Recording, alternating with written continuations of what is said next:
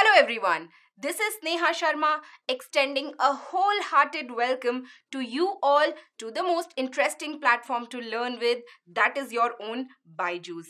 Without wasting any time, let me get straight to the point. We are here to discuss 2019 NEET paper biology section. Alright, are you all with me? Let's begin. So, before we actually get into the questions, we'll have a very quick analysis of what NEET 2019 paper biology section was like. So, talking about an overall aspect, the NEET 2019 biology section was quite simple. The difficulty level was very less, but the paper was quite lengthy. Okay, there were a lot of subjective concepts that were involved in this particular paper. If you look at the overall distribution of various different units, you will see that when you talk about the 11th standard syllabus and the 12th standard syllabus, the coverage of 11th standard syllabus was slightly more than the 12th standard. So 11th standard syllabus coverage was close to about 52% and 12th standard was close to about 48%. And when you talk about the difficulty level, almost 50% of the questions were quite simple.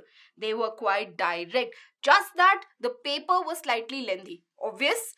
It's an obvious thing, right? If the paper is usually tough, you get slightly shorter paper. If usually the paper is simpler, the questions are quite lengthier. This is how usually the paper balance is kind of established, but there is no fixed rule to it, right? Every year the paper, the type of questions that come, they are highly dynamic. They can keep changing based on the adapted syllabus, etc, etc. All right, so 50%, almost 50% of the questions were quite simple. Nearly 40 to kind of 42% of the questions were of medium difficulty level, and talking about nearly just like 6 to 8% were the questions which were difficult. So if you see this analysis, you would be able to clearly understand that the paper was quite simple. Alright, if you look at the overall distribution of the questions from respective units of your 11th standard syllabus and your 12th standard syllabus, you would understand that the maximum questions were from human physiology in the year 2019. Okay, so human physiology is the section, the most interesting section for most of the students, right?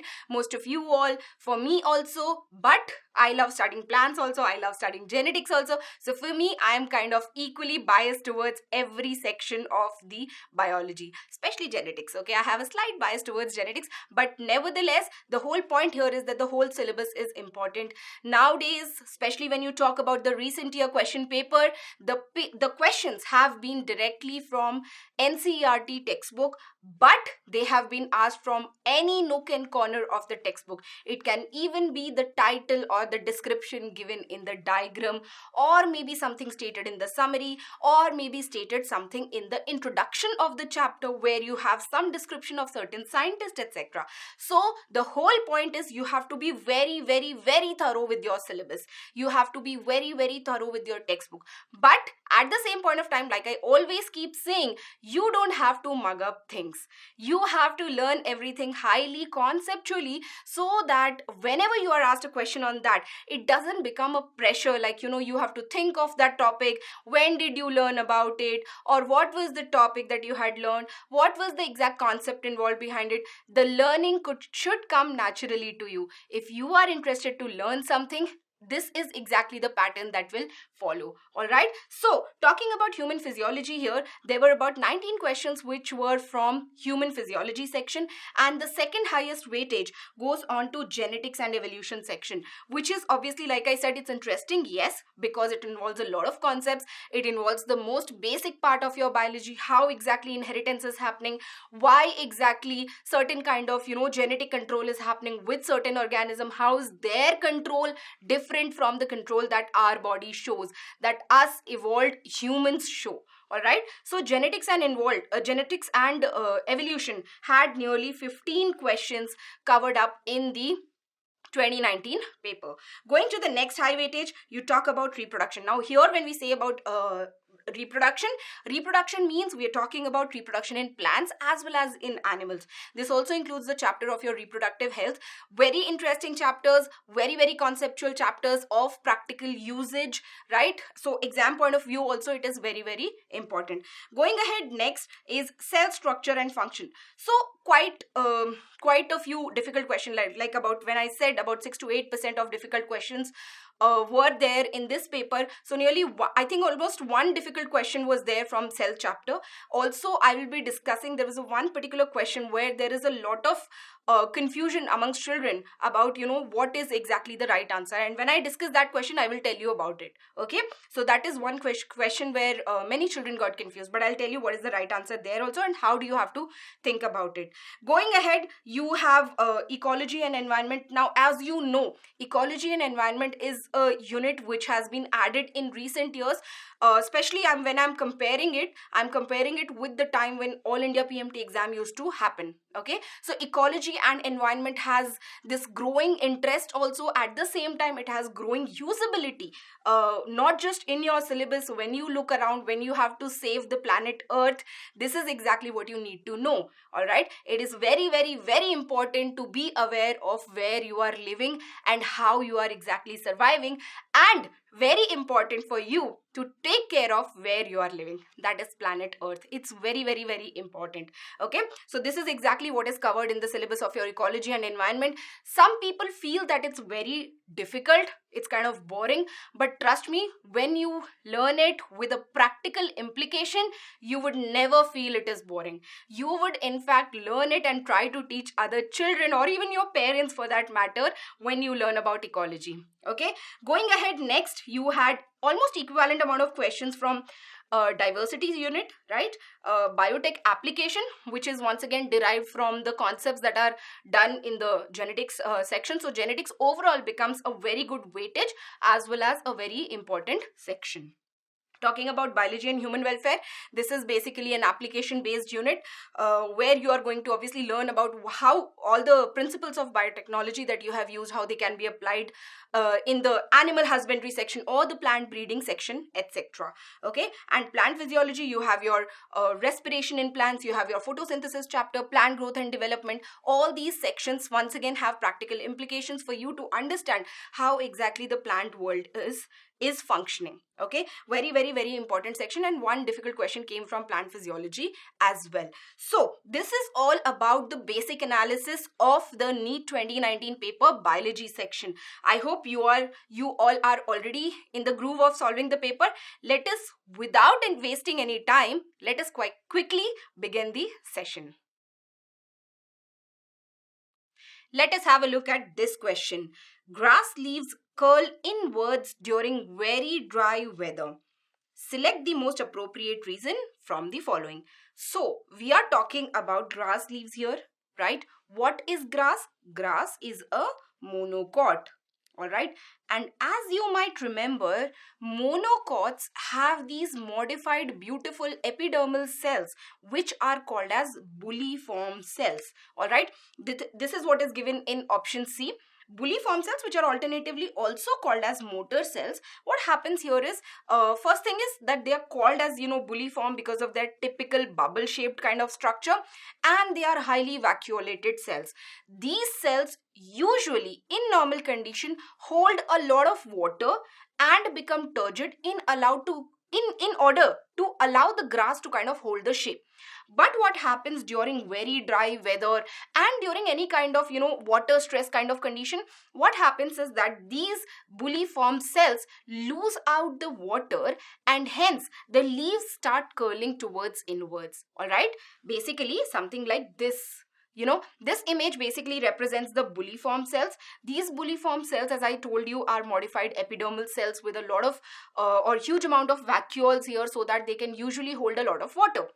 But what happens during the dry weather is that these bulliform cells lose out water, become flaccid, and cause the curling of the grass curling of the extensions, the leafy extensions of the grass. Okay, so right answer is pretty clear here. It's going to be option C. Now, like always, let me discuss why are the remaining options incorrect and what exactly those are. So first thing, talking about tylosis in vessels. What are tyloses? Tylosis is basically those outgrowths that are there. Okay, they are extensions, they are outgrowths that are happening on the parenchymatous cells of the xylem vessels, and this usually happens at a very later stage of growth in case of plants, especially in the secondary heartwood. Now, if you try to remember and recall, what is secondary heartwood? When you cut the stem or the trunk of a tree, of a grown plant, of a highly evolved kind of a plant, evolution, I'm talking in terms of the age right now. Okay, so when you cut it, you see that there is a central dead wood portion, and that is what is called as heartwood. If you try to recall, the outer area is what is called as sapwood, right? So this heartwood is exactly where this is happening. So these tylosis, what happens is that in case of certain injury, in case of certain stress that is causing to the plant, these tyloses, these outgrowths kind of protrude into the lateral xylem vessels, and they might even fall off, kind of blocking the remaining xylem vessels in order to prevent the further transmission of that particular infection, or further transmission of that particular stress. Okay, clear everyone? So this has nothing to do with grasses and them the flaccidity of the bulliform cells. So that is why this option is incorrect. Talking about closure of stomata, so the lower temperatures do trigger closure of stomata, and they prevent the opening up of stomata, because obviously there is a water stress condition here. But in this case, this is not relevant with the grass kind of curling its leaf inwards. That only happens because of flaccidity of the bulliform cells. And talking about the last option, that is shrinkage of air spaces in spongy mesophyll, which was given as option D. This basically results in if there is reduction in the air spaces which is present in the mesophyll cells, what do you think will happen? It will obviously decrease the buoyancy wherever it is present. Decrease of, let me write it down here. Yeah, this can fit here. So decrease of buoyancy will happen in case of plants where there is shrinkage of the air spaces in the spongy mesophyll cell. So that is why the right answer to this question is going to be your option C. Let us have a look at this question now. What triggers activation of protoxin to active toxin of Bacillus thuringiensis in bollworm? Okay, so now this question is based on the concept where you have learnt about the BT cotton. Yes, do you remember that? So you must have learnt about a concept where you have seen that usually cotton plants are infested by bollworms, which obviously destroy the whole cotton crop. Okay, now what is done using biotechnological methods, using genetic engineering concepts, is that we have obtained a particular gene which is called as cry gene, which basically codes for a protein called as cry protein, and this protein, when ingested by the bollworm, is going to bring about the breakdown of the worm. Literally, what is it going to do? It's going to bring about the killing of the bollworm, and hence making the crop resistant to this kind of infestation. Alright, what is done here is that we have taken a gene which is of obviously practically very high significance. We have taken a gene which is called as cry gene and cloned it into the cotton plant. And this protein, this cry protein, once the bollworm tries to infest or kind of eat upon this particular recombinant cotton crop, what is going to happen is that this bollworm is going to ingest that. It's the protoxin or the inactivated toxin is going to be activated within the bollworm, and this is going to bring about a lot of leakage of the content of the gut of the bollworm. Okay, so in this image you can very clearly see that this gene we have taken, or this protein coding gene we have taken from a bacteria named Bacillus thuringiensis. This is very important, and that is why we call the cotton as BT cotton. What do we call it as? We call it as Bt cotton. Bt stands for Bacillus thuringiensis. Okay. Now what happens here is that when this Bt gene is inserted into the cotton, when the bollworm tries to infest it, what happens is that this toxin, which is right now in the form of a protoxin, is going to be ingested, taken inside the digestive system of the bollworm, and it is going to get activated in the gut of the bollworm. Now, what kind of pH have you always, most of the time, learnt about is existing in the gut of an organism? Just like that, like even in case of humans, it is the same way, right? We have alkaline pH in our intestine, the gut area, right? So the same way, this bollworm also has alkaline pH, which basically causes the activation of the toxin, activation of the protoxin, in fact, I should say. Okay, so this protoxin is going to get converted into an active form, which basically starts causing a lot of pore creation in the gut of the bollworm, okay, which causes the permeability to increase and hence bringing about the leakage of the contents of the gut of the bollworm and thereby bringing about the killing of the bollworm. All right, clear everyone? So what is it that has caused the activation of the toxin? It is the alkaline pH of the gut. Okay, so the right answer here is going to be option D, that is alkaline pH of the gut. The remaining options do not have any contribution here, that is acidic pH of the stomach, body temperature, moist surface of midgut. All this does not activate the protoxin. What activates the protoxin is the alkaline pH of the gut. All right. Select the correctly written scientific name of mango, which was first described by Carolus Linnaeus. Okay, now we all know Carolus Linnaeus is the father of taxonomy. He's done a lot of contribution in the area of biology. One of the most important thing about the biology, especially when it comes to nomenclature, was the binomial nomenclature, which was given by Carolus Linnaeus. Okay, so here this question basically revolves around the same concept. Here we have the name of mango. We have 4 options. We have to choose the correctly written scientific name of mango.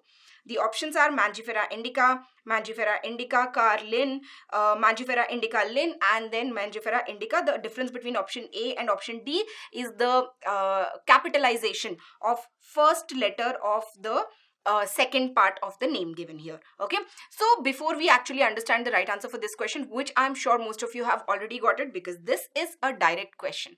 Okay, this basically is coming from the chapter The Living World, where you have learnt about the binomial concept, binomial nomenclature concept. So let me try to help you revise the pointers, the most important things that you have learnt about the binomial nomenclature. So first thing is that it was given by Carolus Linnaeus. It is one of the most accepted nomenclature systems that we use even till date. Okay, you know that there was, polynomial nomenclature also that was used. There was trinomial nomenclature also that was used. But the most accepted form is the binomial nomenclature, which was given by Carolus Linnaeus, like I already specified. Now, according to this particular binomial nomenclature, bi refers to 2, nomial is referring to the name, right? So according to this, everything that you come across, every living organism that you come across is going to have a scientific name with 2 parts to it. The first part is the generic name and the second part of it is going to be called as the specific epithet. The generic name is the name of the genus to which the organism belongs, and the specific epithets represents the name of the species. Okay, now for example, Mangifera indica is the right representation of the scientific name of mango. But here the point is that sometimes when we want to give the name of the scientist who has spoken about it, we write it down as the third letter, or rather the third word in the scientific name in an abbreviated form using Roman language. Okay, so let us try to recall all the rules here. Names are generally written in Latin. Obviously they are written in Latin, as well as they are used, the words basically come from Latin language. The reason is because this is a dead language, hence there are not going to be a lot of changes, especially when you talk from a long time back, when we started doing a lot of scientific discoveries, all the in the time of Mendel and Linnaeus, everyone, whichever scientific names must have come up, we are still retaining those. Okay, which are following obviously the Latin language and the binomial nomenclature. Binomial name consists of name of the genus and a species epithet. The name of the genus always starts with a capital letter. This is a very important point. So the first name of the scientific name is going to be the name of genus, and it's always going to be starting with the capital letter.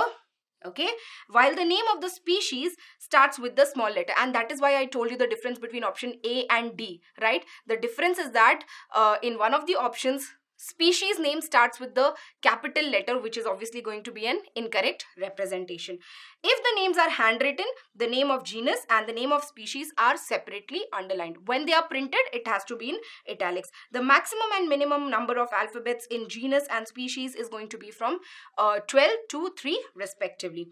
Talking about the given statement here, or given description in the question, we have the name of mango, right? So mango is given as Mangifera indica, which is very clear to you already. Mangifera is the name of the genus, which is starting with the capital M.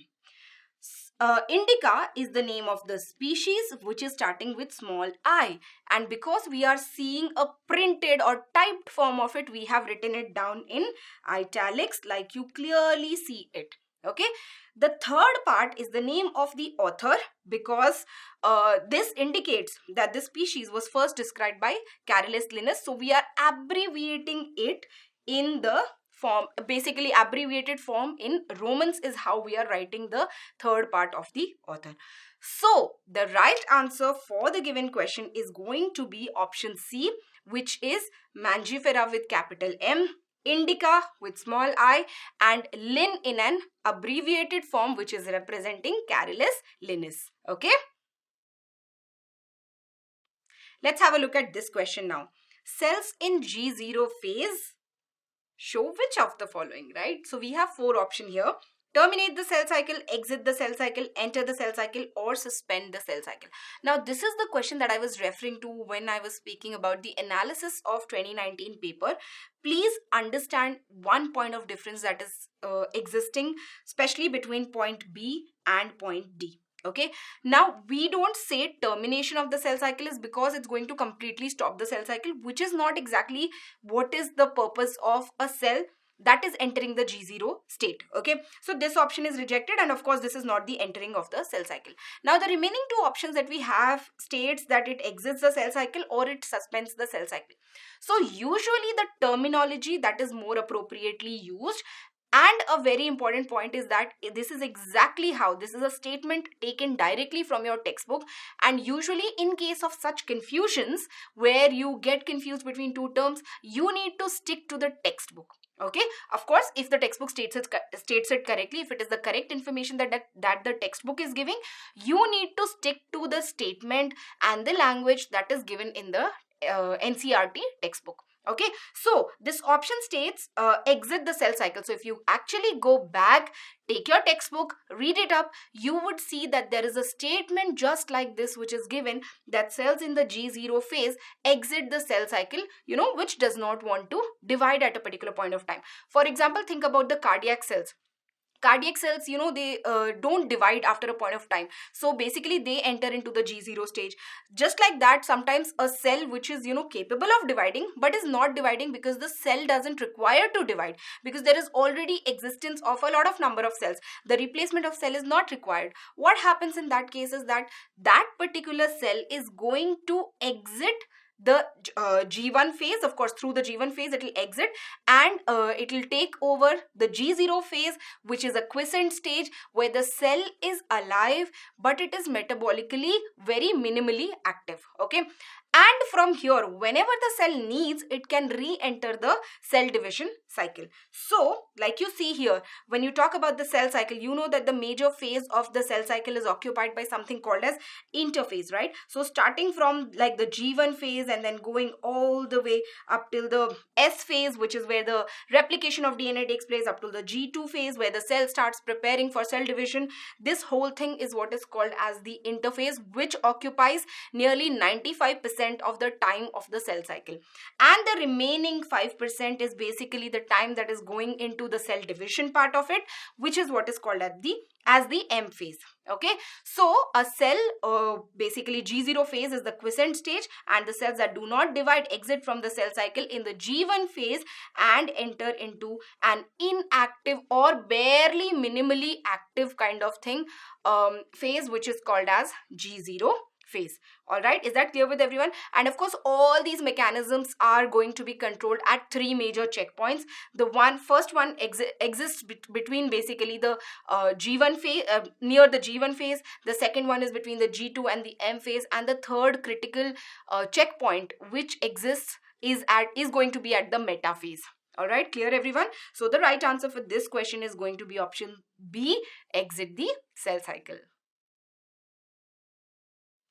Phloem in gymnosperms lack. So first thing, what exactly is phloem? Phloem is basically that vascular tissue for the plants which carries the food, okay? The food for the plants, okay? The direction of transportation when you talk about phloem is going to be bidirectional, okay? Now, here we are talking about gymnosperms.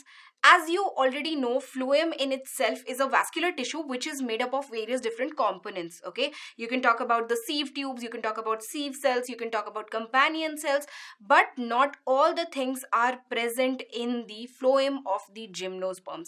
You know that gymnosperms evolved earlier than the angiosperms. Angiosperms are the flowering plants, right? So when you talk about gymnosperms, basically they have the albuminous cells and the sieve cells, but they do not have, and in fact lack, the sieve tubes and the companion cells.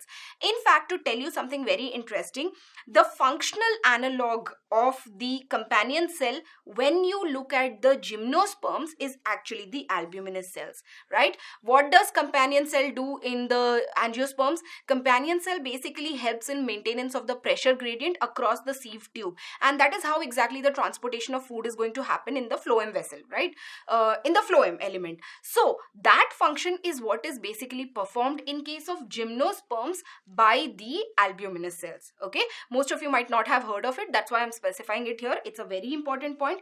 Please remember that the phloem in the gymnosperms does have albuminous cells and the sieve cells, but they lack the sieve tube elements and the companion cells, which are both present obviously in case of the angiosperms, okay? So option C and D are partially correct, that's why we are not using them. We have a more appropriate answer for this question. So the answer is going to be both sieve tubes and the companion cells. So let me quickly revise the whole concept here.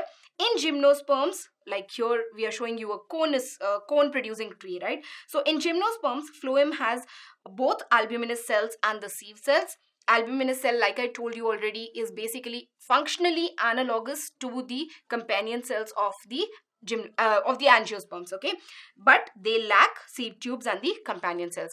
And when you talk about the phloem of the angiosperms, they have sieve tube elements, they have companion cells, they have phloem parenchyma, and they have phloem fibers. One of the most important components here are the sieve tube and the companion cell. And like I told you, companion cell is going to be responsible for maintenance of the pressure gradient across the sieve tube element. Okay, so the right answer for this question is going to be option A. Let's have a look at this question, which is from the chapter Reproductive Health. Very important question. Which of the following contraceptive methods involve a role of a hormone? Okay, now if you just look at the overview of the question, you see there are these barrier methods, etc. There is copper T, etc. These are all physical methods, right? These are all involving some concept of physical barrier that is involved because of, or even chemical barrier for that matter, but not hormonal. Okay, and because of which obviously the right answer becomes our option B. But let me take you through all the options that are given here. First, let us talk about lactational amenorrhea. What is lactational amenorrhea? It's basically the prevention or rather absence of menstruation, especially when a female is lactating, and this is usually immediately after the childbirth has happened, immediately after the parturition has happened. Okay, so what happens in this case is that we call it obviously as postpartum infertility, because this has happened just after the childbirth, like I told you.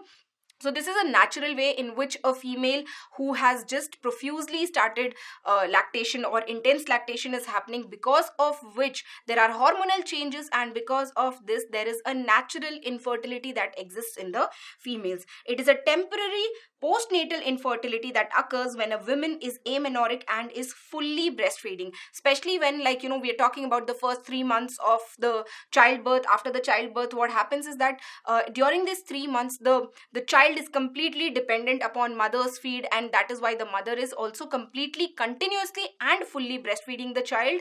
And this is when the natural postpartum infertility in case of lactating mothers occur. Okay, following this, what actually happens is that lactation causes the disruption of the release of GnRH. What is GnRH? It is the gonadotropin releasing hormone, which is obviously coming out from the hypothalamus, and this triggers the pituitary gland to release FSH and LH. Okay, this is an important point. Now, because this kind of lactational, or rather I should say that there is a disruption in the release of the GnRH is happening, what will happen? There will be prevention in the surge of the LH hormone, which is going to obviously prevent the ovulation. And if ovulation is prevented, what will get fertilized? The egg will not get released, hence there will not be any fertilization, right? So this is exactly what is called as lactational amenorrhea, and there is going to be prevention of ovulation because of this. Now we come to the second part, which was given as pills, which was once again covered in multiple options in the given question, but the point here is how exactly do they work. Okay, so these pills are usually either they are going to be very small dosages of progesterone, or maybe a combination pill of progesterone and estrogen, which basically is going to alter or inhibit the ovulation and hence implantation. Okay, ovulation and hence implantation is because I'm saying it because if the ovulation has not happened, the fertilization would not happen, and hence implantation would not happen. And of course, if some of the pills do not work during the ovulation stage, what happens is that they usually kind of prevent the ovulation. In case the fertilization has happened also, it prevents the implantation of the zygote to the uterine wall. Okay, this is a very important point. Next is it modifies the quality of the cervical mucus. This is a very important point, which is going to prevent or retard the entry of the sperm. Okay, so it is going to modify the quality of the cervical mucus, which is going to prevent the entry of the sperm. Okay, once again, next we are going on to the emergency contraceptives, which are taken within 72 hours of coitus or sexual intercourse, which is going to, maybe if at all it leads to a kind of pregnancy, or if at all it has led to the fertilization event to happen. In that case, what will emergency pills do? They will basically prevent the implantation. Like I was just explaining you in the regular pills section, this emergency contraceptive pills also work on the similar principle. What will happen is that if at all the coitus or the sexual intercourse has led to the fertilization event to happen, it has led to the formation of zygote, then in that case these emergency contraceptive pills, which are taken within 72 hours of the coitus or the sexual intercourse, are going to prevent the implantation of the fertilized egg, right? Next is, we were talking about the barrier methods in the question. Now, what is barrier method? Barrier method is basically creating a barrier, right, which is going to either prevent the fertilization to happen, or it will prevent the entry of sperms altogether. So based on this, we have two types of barrier methods, wherein we are talking about the mechanical barriers as well as the chemical barriers. When you talk about the mechanical or the physical barriers, the best examples are condoms, there is diaphragm, there is cervical cup for females, cervical caps for females, and there are walls. Okay, when you talk about the chemical barriers, you have spermicidal creams, you have jellies, you have foams, which are obviously, most of them are spermicidal in nature, which means what? They are going to kill the sperm on entry, and hence preventing the fertilization to happen. All right. Then we had copper T in one of the options. Copper T is basically spermicidal in nature. Okay, so it's, once again, it's actually a physical device which is introduced into the uterus through vagina by doctors or by expert nurses. So it involves a small process wherein you insert a copper T, something that looks like this, this image that you're seeing here.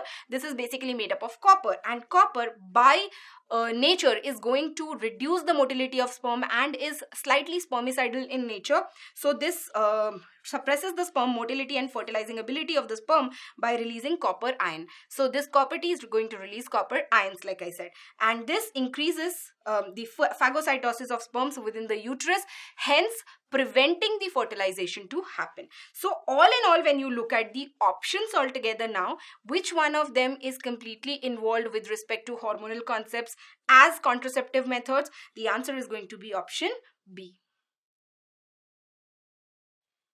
Let's see this question. Which of the following statements is incorrect? So you have to pay a lot of attention to these kind of questions, because sometimes what happens is that because of overconfidence, because of maybe lack of time, we tend to ignore what is being asked in the question, and we just read it like, which of the following statements is correct, and out of that kind of nature, whichever first correct option we see, we are going to mark it as the right answer. Okay, but please remember, here the question is asking about the incorrect statement. Okay, now here obviously, as you see from the overview of the question, it is all asking about members of kingdom fungi.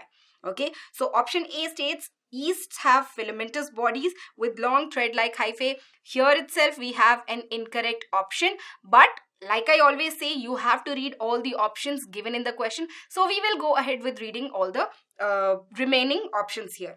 Option B says morels and truffles are edible delicacies. Yes, they are very much edible delicacies. Delicacy, why? Because they are not easily available, and hence they are very, very, very expensive also. You don't get them at all places. Next is option C. That is, claviceps is a source of many alkaloids and LSD. Yes, they are basically a source. It's an ergot fungus which basically produces a lot of hallucinogenic agents like alkaloids, and there is LSD, of course. So this statement is a correct statement. Okay, you go to option D here. Conidia are produced exogenously and ascospores endogenously. Yes, conidia are basically asexual spores, and the asexual spores and the ascospores, the other option that is given here, are the sexual spores which are produced in a sac, which is what is called as the asci, right? So this statement is also correct. Question was asking about incorrect statement. We do have an incorrect statement here, which is option A. Okay, let us quickly look at the yeast structure here. Now, yeast is basically a unicellular fungus. Because it's a unicellular fungus, it can, exist in a group together, but it does not form any kind of filamentous outgrowth, which is usually a characteristic of most of the fungi, right? So yeast, unlike other members of the fungi, is a unicellular organism, and it does not possess a filamentous body with a long thread-like hyphae. So there is no hyphae, there is no mycelia that is being formed here. It simply forms clusters, or it can even exist as a single cell, and it grows. Okay, and one of the special things about fungi that you have, one of the special things about yeast that you all have learned about is the process of budding, right? How does yeast reproduce or grow? It grows and reproduces by budding. Okay, so this is a cluster of yeast cells that you are seeing. One of the best examples, according to your syllabus, is going to be Saccharomyces cerevisiae. Okay. Going ahead, talking about morels and truffles, like I already told you, they are basically edible delicacies. To which class do they belong? They belong to Ascomycetes. Please remember this. This is an important point. Okay, so we can say that morels and truffles are, technically speaking, edible Ascomycetes. Going ahead, alkaloids. It is obtained from the from Claviceps purpurea. This is basically a source. All these alkaloids and LSD are obtained from here. LSD stands for, let me write it down here, lysergic acid diethylamide. Okay, and this is basically a hallucinating agent. So let me write it down as hallucinogen. Alright, this is a very important point, and this Claviceps purpurea is an ergot fungus. So I'm writing down all the important points that can come with reference to this particular information as any other question. Alright, going ahead, talking about conidiospores, like I told you, these are basically the asexual spores which are produced exogenously on conidiophores, right? Conidiophores are going to be the stalks which basically bears the conidia, the whole structure, conidiospores I should say, right? So like you see in this image, this is exactly how conidiospores are formed. And talking about the ascospores, these are the sexual spores which are produced endogenously in sacs which are called as asci, or singular is called as ascus. Okay, so the right answer for this question is going to be option A. Let's see this question now. Which combination of hormones can be applied to artificially induce flowering in pineapple plants throughout the year to increase the yield? Of course, increasing yield basically means we are going to increase the production of the fruit. Okay. Now here, when you must have learned about this chapter, you must have learned about these specific examples where we teach you about the fruit setting in case of pineapple, and that is usually done by ethylene. Okay.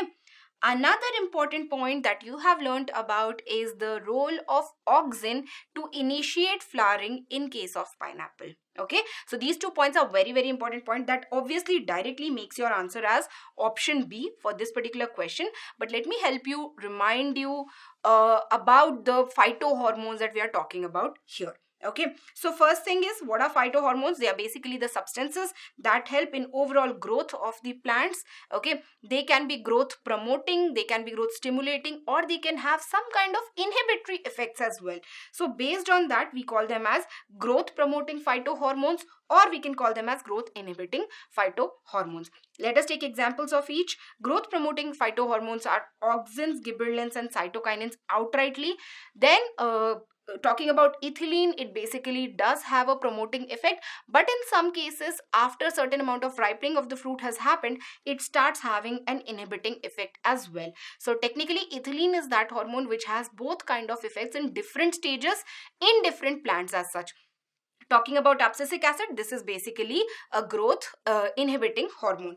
Auxins help in basically, they show phototropism, that kind of movement in case of plants. Talking about cytokinins, they are obviously responsible for cell division. Gibberellins are basically involved in elongation of internodes, etc. These are only the characteristic features that I have mentioned. Of course, you must have learnt about a lot of applications of these particular hormones. Talking about abscisic acid, it's called as, the stress hormone, which is basically released during any kind of stress condition for the plant, and its major role is to kind of prevent all the physiological activities that are happening in the plant in order to allow the plant to survive the serious stress kind of condition that the plant is facing.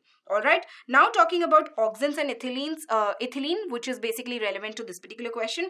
So auxins, as you see, is very, very important for flower initiation as such. And of course, other examples I have listed down here, which says apical dominance. You've heard about the act of pruning, which we use for tea plantation, etc.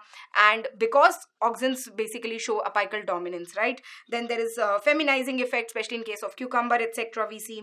Then there is cell division, cell enlargement. Overall growth is what is caused by the auxins. When you talk about pineapple, it's basically the naphthalene acetic acid, which is an auxin which is used to kind of initiate flowering in the pineapple plant all throughout the year.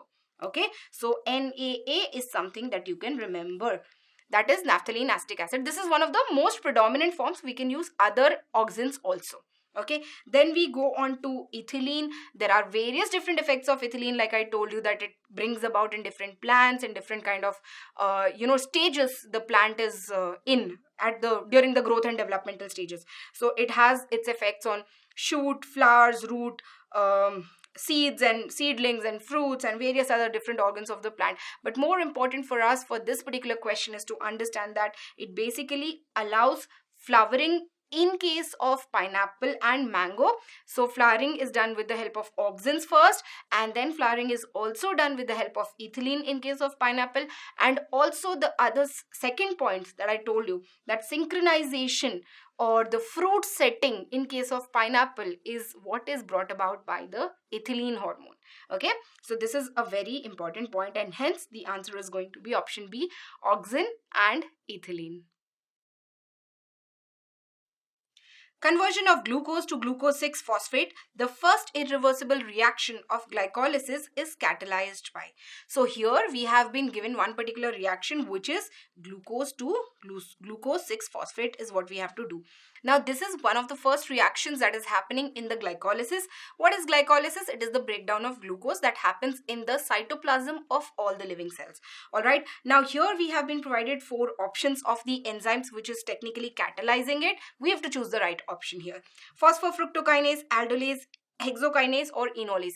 If you remember glycolysis, you would be able to outrightly answer that the answer here is going to be hexokinase, that is option C.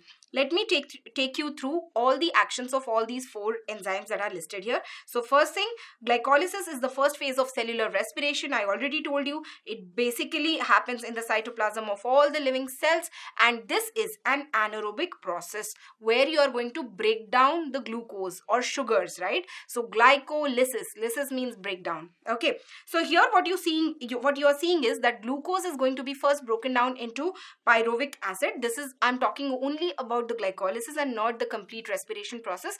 And in the meanwhile, when glucose is being broken down to pyruvic acid, so one glucose is like 6 carbon, so there are 2 molecules of pyruvic acid, which is a 3 carbon molecule is being formed. Along with this, there is release of energy in the form of ATP. What is ATP?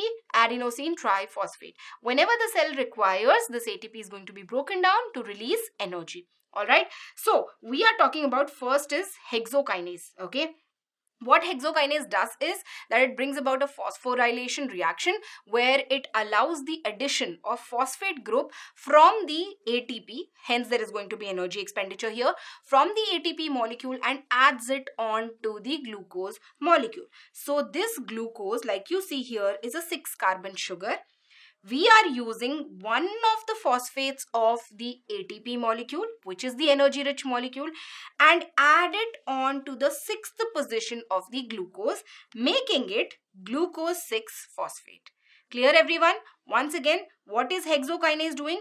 Hexokinase is allowing a phosphate group from the ATP molecule, which has now turned into ADP because of removal of one phosphate. So triphosphate has now become diphosphate, and that phosphate has been added onto the glucose molecule 6th carbon, making this molecule now as glucose 6 phosphate. And this is exactly what your question asked, hence the right answer is going to be hexokinase. This is the first irreversible reaction of glycolysis which is happening in the cytoplasm of all the living cells. Alright, going ahead with the remaining 3 enzymes which are also playing a role in the glycolytic pathway itself, but let us see which reactions are they catalyzing. So first is phosphofructokinase was given, right? What does phosphofructokinase do? Phosphofructokinase. Kinase is usually involved with the ATP, phosphate transfer from ATP. So fructose 6-phosphate here gets converted to fructose 1,6-bisphosphate, wherein addition of one more phosphate is going to happen to fructose 6-phosphate, and this addition of phosphate is happening at the first position, this one, right? So the molecule has now become fructose 1,6-bisphosphate. So you have glucose 6-phosphate, glucose 6-phosphate getting converted or isomerized into fructose 6-phosphate. I'm talking about glycolysis, right? Fructose 6-phosphate now gets added on with a phosphate group and makes fructose 1,6-bisphosphate. Okay, so phosphofructokinase does not catalyze the conversion of glucose to glucose 6-phosphate, hence this is an incorrect answer. Going ahead, fructose 1,6-bisphosphate is going to be split or broken down into 2 molecules, that is, one is an aldehyde and the other is a ketone, that is glyceraldehyde 3-phosphate or phosphoglyceraldehyde. I always refer this molecule as PGAL, or just saying pagal in short, just to remember, pagal or pigal kind of thing, so that you remember. And this molecule is DHAP. So DHAP and pigal is exactly what is being formed from the breaking down of fructose 1,6-bisphosphate. You remember it like this and you will never forget it. Okay, try to remember things in a funnier way. So aldolase brings about this catalyzing of this particular reaction where fructose 1,6 is broken down. Fructose 1,6-bisphosphate is broken down into glyceraldehyde 3-phosphate. People also write it down as G3P.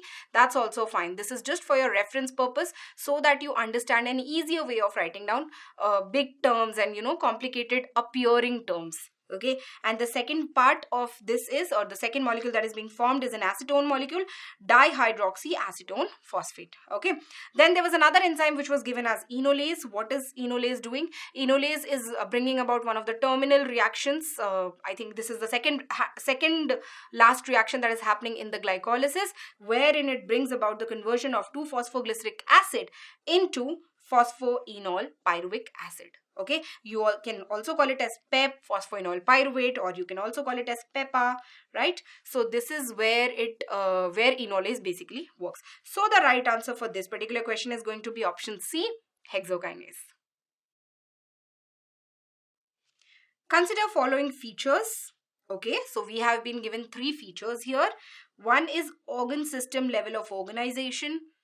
Second is bilateral symmetry, and the third one is true coelomates, but very important point is with segmentation of body.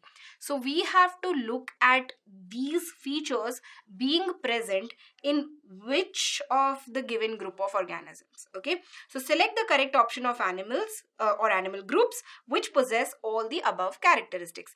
Options are revolving around Annelida, Mollusca, Arthropoda and Chordata. Okay, so without getting involved right now into these characteristics, just try to remember what is being asked in the question: organ system level of organization, bilateral symmetry, true coelomates with segmentation of body. So let us go ahead and try to recall things. Now, when you talk about kingdom Animalia, on the basis of level of organization, you have cellular level of organization and tissue level of organization. Let me just change the color here. Yeah, so you have cellular level of organization and tissue level, or organ level or organ system level of organization. I left my sentence partially incomplete there earlier, right? So now when you talk about the cellular level of organization, one of the most predominant and the only phyla that exists is phylum Porifera, which basically refers to the sponge bearing organism, pore bearing organism, for example sponges. Okay, now talking about the second type, which shows either tissue level organization or it shows organ level or organ system level of organization. We talk about the organisms having either radial symmetry or bilateral symmetry. The question is asking us about bilateral symmetry, so we will stick to bilateral symmetry here. Now, these organisms which show bilateral symmetry can be based on the type of the coelom that they have, the body cavity. They can be either acoelomates, that is, they don't have true coelom; pseudocoelomates, they have cavity but they don't have a true cavity, right? What is a body cavity? When is it that when we call the body cavity as a true cavity or true coelom? It is when the body cavity is surrounded by mesoderm completely. In pseudocoelomates, it's not surrounded by, there is a cavity but it's not surrounded by the mesoderm. Okay, then what is coelomates? Coelomates are the organisms which bear true coelom, that is, the body cavity is going to be completely surrounded by the mesoderm. All right, clear everyone? So now further we will stick to this coelomates option because that is what the question is asking. In the question you had third option as coelomates with segmented body, right? So when you talk about all the options here, coelomates are Annelida, Arthropoda, Mollusca, Echinodermata, Hemichordata and Chordata. Of course, Echinodermata and Hemichordata are not asked in the question, so we will rule them out right now. Talking about the remaining 4, Mollusca do not have segmented body. They have unsegmented bodies, and that is why the right answer would be the one which includes Annelida, Arthropoda and Chordata. Okay, so let me remind you once again, Annelida, Arthropoda and Chordata have segmented bodies. Annelida, Arthropoda, Chordata have segmented bodies. I'm repeating this point because this is that fine line where students tend to make mistake, because they simply see that the question is asking about the true coelomates, and whatever first correct option that the student sees is going to be marked as the right answer. But we have to avoid that mistake, right? We are here to discuss the right answers, yes, but the most common incorrect point of every question. Okay, so this is the main point why I'm repeating this over and over again. All right, and when you talk about the mollusks, the main body is completely unsegmented. It has of course soft structure. You think about pila, you think about snail, you think about unio, right? They have protective cover that is made up of calcareous shell. So all in all, when you look at these 3 statements or these three properties that we spoke about, the right answer is going to be option B, and we are going to rule out mollusca here. Let's have a look at this question now. Which of the following muscular disorders is inherited? The options are botulism, tetany, muscular dystrophy, myasthenia gravis. So all four of them are muscular disorders that you know of already.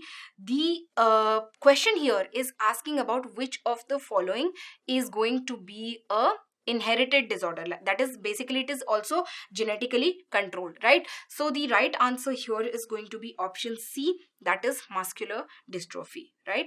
It's basically an X-linked disorder, especially when you talk about Duchenne muscular dystrophy. There are different types of muscular dystrophy as well, but we don't really need to discuss that in this particular question.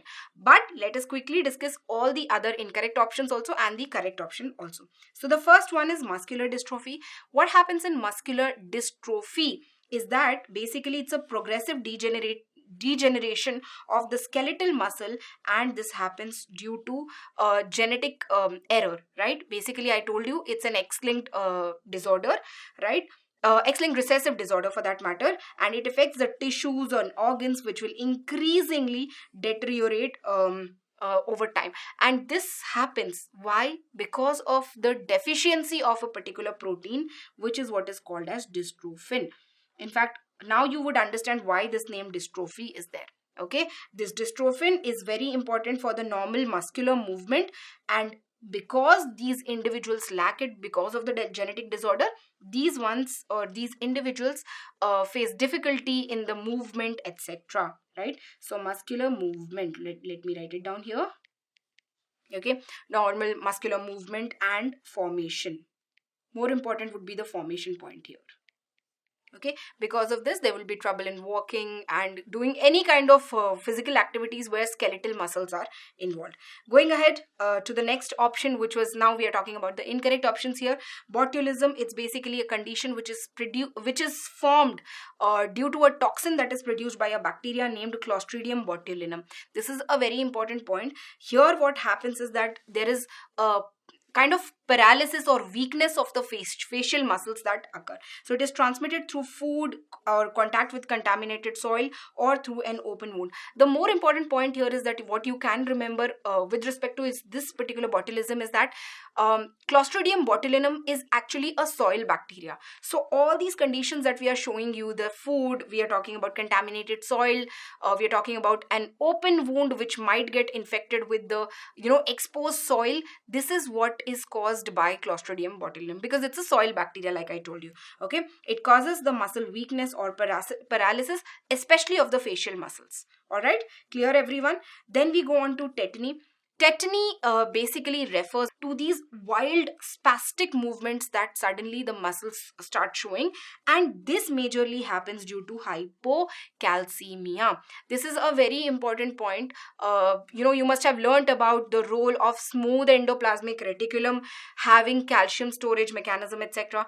And you must have also learnt the concepts where you have learnt about why calcium is so important for the movement of muscles. So if a person has extremely low level of calcium, that is hypocalcemic, this person shows uncoordinated and completely wild kind of contraction or spastic movements of the muscles. All right, like here we have shown an image of a spastic or a spasmed hand where sudden contraction has happened, and because of lack of calcium there is a delay in the relaxation of that muscle, and there is a delay in a proper coordinated movement. Okay, when obviously it happens in voice box, etc., it's going to be very fatal. It might even choke the person if it happens beyond a given limit, right? So voice box, hand and feet are common part of the body which are affected by this. Clear everyone? And then you had another option, which is myasthenia gravis.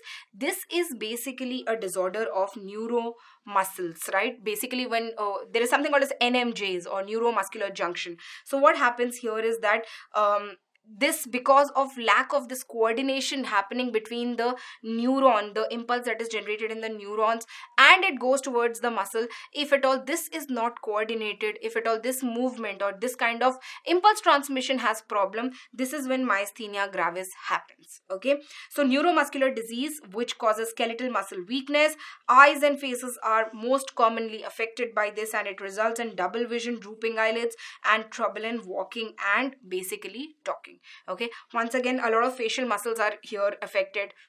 A lot of skeletal muscles are affected. Every place where there is problem with the neuromuscular junction, where the impulse is not getting transmitted properly for the muscular movement, this kind of effect is going to be seen, and this is what is called as myasthenia gravis. So the right answer for the given question is that muscular dystrophy, especially Duchenne muscular dystrophy, is an X-linked inherited disorder, and that is why option C is the right answer. Let's have a look at this question now. The Earth Summit, which was held in Rio de Janeiro in 1992, was called basically for it called upon a lot of nations for basically taking measures for conservation of biodiversity and sustainable utilization of its benefits. And this is exactly what was the Earth Summit held for. Okay, now this obviously makes the option C as the right one, but let's quickly discuss all the other options also. So first thing, I'm starting with the right option. Rio de Janeiro Earth Summit was a major United Nations conference which was held in Brazil from 3rd to 14 June in the year 1992.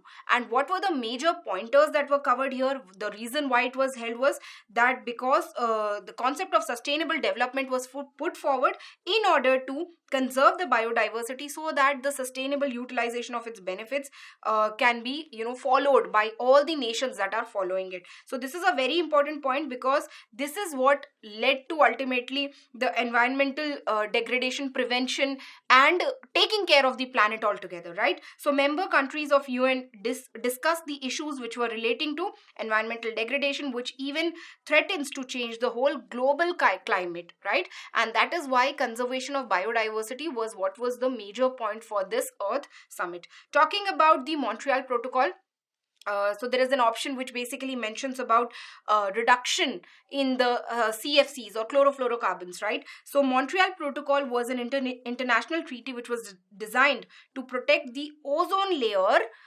by reducing the production of emittents that cause ozone depletion. Now this happened why? Because in 1995 NASA scientists discovered that there was a massive hole or gap that is created in the ozone layer, especially above the Antarctic region. Okay, and this is exactly what led to the development of Montreal Protocol, where the reduction in the emittents which cause basically ozone degradation, so their reduction is what was proposed during that particular, or while submission of that particular protocol or Montreal Protocol.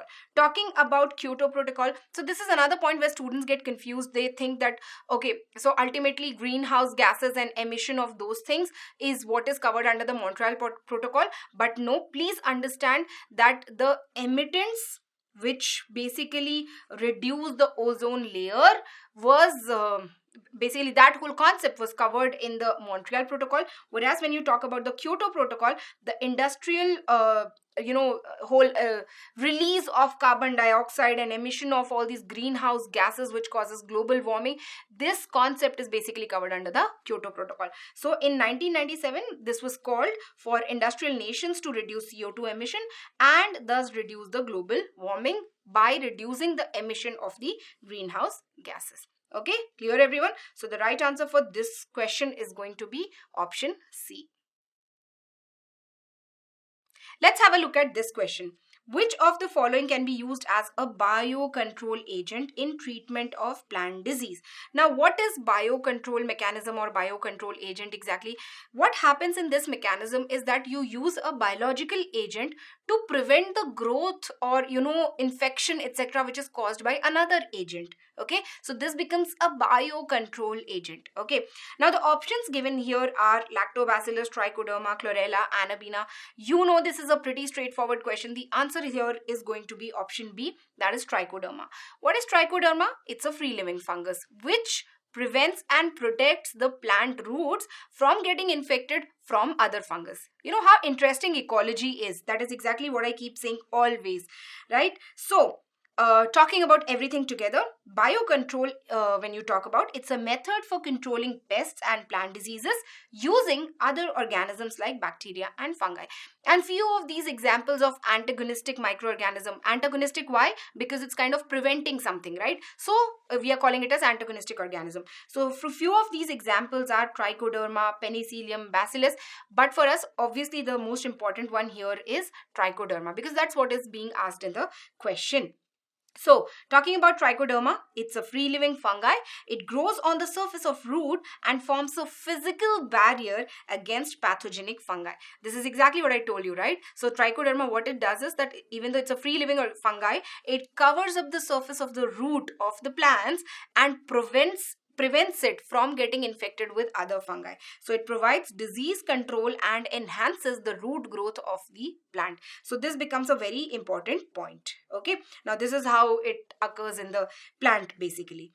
Now talking about the incorrect options, lactobacillus, we know it's a bacteria. It's basically a very healthy and a very friendly bacteria which basically lives in the digestive system or even urinary tract and genital system of humans without causing disease. But the most important role of it is here basically in the digestive system. Lactobacillus or lactic acid bacteria is the same bacteria which is used for formation of curd, etc. And this, you know, by nature, you must have heard about so many diet plans, etc., where you know that buttermilk and curd, etc., are very important to maintain the gut health. In fact, that is why people have started taking so many probiotic supplements which you can actually naturally get from the curd, etc., or the way that you get from the curd water, you know, that way. Talking about the next one, chlorella. What is chlorella? It's basically a freshwater algae and it's a very good source of several vitamin, minerals and antioxidants and a lot of proteins also for that matter. Talking about Anobina. Anobina is a blue-green algae. It's a cyanobacteria and it has capacity to fix nitrogen fixing ability, and it forms symbiotic association with certain plants also. You must have heard about Anobina azolla association, right? So this is where it forms the symbiotic nitrogen fixation kind of association, so that it can very beautifully fix nitrogen for the azolla plant as such. So the right answer for this question is going to be option B, trichoderma. Extrusion of second polar body from egg occurs. Straightforward question, but a very important question, and I'll tell you the confusing point also here which happens for children. Option A is simultaneously with first cleavage. Option B is after the entry of sperm but before fertilization. Option C is after fertilization, and option D is before entry of sperm into ovum. I'll tell you, most of the children get confused with option B and option C here. Okay, so what happens is, if you try to recall the whole process, I want you all to look at this image.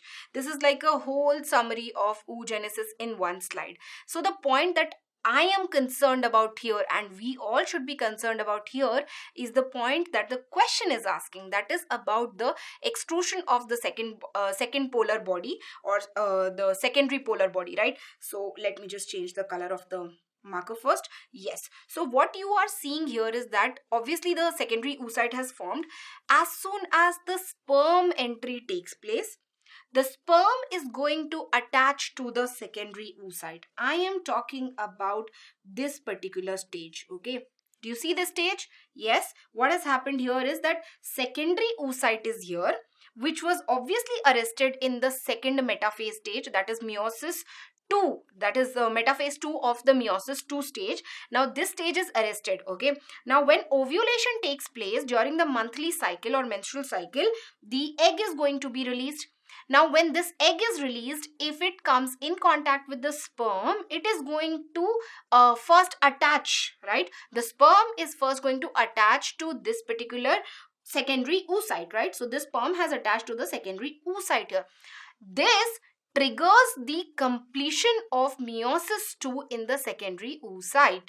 I am repeating this point, very important. What happens is that as soon as the sperm attaches to the secondary oocyte, like in this case, once again I am highlighting the image, please focus here. What will happen? This will trigger the completion of meiosis 2. Okay, this will trigger the completion of meiosis 2, while simultaneously there is going to be extrusion of the second polar body. Okay, and after this, what will happen? The true fertilization will happen. That is, the proper fusion of the nucleus of the sperm and the ovum is going to happen. That is, meiosis 2 is going to be completed only if sperm penetration completely occurs. Okay, so very important point is that there is going to be extrusion of the second polar body, but before fertilization, but after entry of sperm. Okay, clear everyone? This is a very important point, and that is why the right answer here is going to be option B. Extrusion of second polar body from egg occurs after entry of sperm, but right before fertilization is going to happen. And during the fertilization, just before the fertilization, is when the meiosis 2 is going to get completed, but its process is going to be triggered once the sperm attaches to the egg. Okay, or the secondary oocyte, I should say. So the right answer is here is going to be option B. Xylem translocates. Options are water, mineral salts, some organic nitrogen, and hormones. Option B is water only. Option C is water and mineral salts only. And option D is water, mineral salts, and some organic nitrogen only. Okay, so now please remember there are two major vascular tissues that exist in case of plants. There is xylem, there is phloem. Xylem is responsible for movement of water, mineral salts, some organic nitrogen, as well as hormones, and the major direction in which this happens is of course from the root to the aerial part of the plant. Why does this happen? Because obviously absorption of water is going to happen from soil through the with the help of roots, and along with this water is going to travel all the other important components of the plant. Okay, this xylem element is going to deliver it to all the aerial parts of the plant. Clear everyone? And the phloem, when you talk about, this is responsible for translocation of food material and various organic and inorganic solutes, which is going to be usually formed in the aerial or the green parts of the plant, and hence phloem translocates things from the leaves to all the other parts of the plants. Okay, remember the direction of movement of things in xylem is usually referred to as unidirectional, whereas phloem can be bidirectional or even multidirectional for that matter, right? So the right answer for this question is going to be option A. So children, that was about the discussion of few of the important questions of NEET 2019 paper. I'll see you all very soon next time with the next set of questions. Till that time, keep learning.